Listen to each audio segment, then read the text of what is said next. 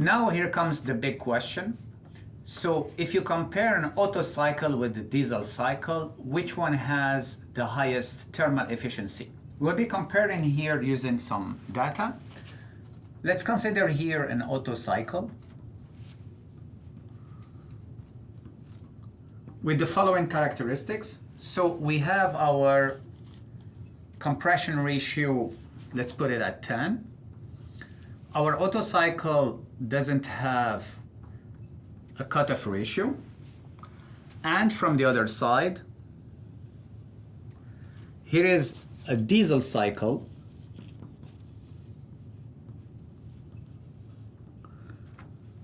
To be fair, we will be using the same compression ratio. R is equal to 10. Let's assign here a cutoff ratio RC of 2. And let's try to calculate our thermal efficiency. We already derived the different formulations to get the thermal efficiency for an Otto cycle. It's just a function of our compression ratio. And for a diesel cycle, if you remember well, it was a function of both the compression ratio and our cutoff ratio.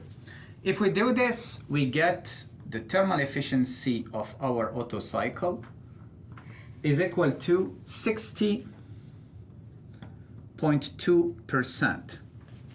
From another side, for our diesel cycle, we end up with a thermal efficiency for a diesel cycle equal to 53.7%. And here you can see that the thermal efficiency of our diesel cycle is lower than the thermal efficiency of our Otto cycle. So which is a bit problematic for us at this stage, because we introduced a new cycle, diesel cycle, and we end up with a predicted thermal efficiency lower than our old friend Otto cycle.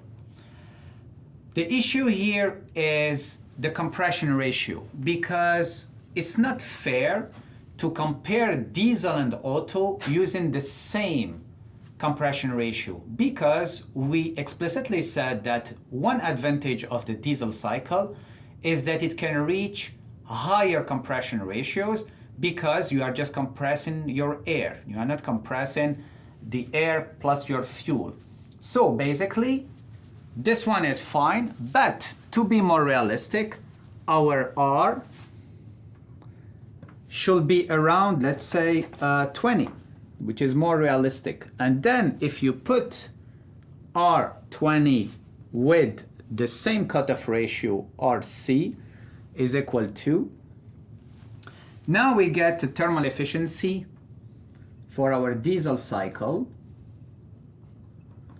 is equal to 64.7%, which is now higher than Otto cycle, okay?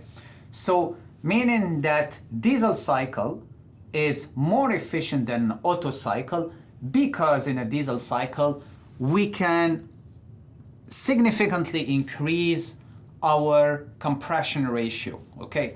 And again, this is because in our diesel cycle we are not compressing the mixture of air and fuel, so we are not limited by our Otto ignition temperature.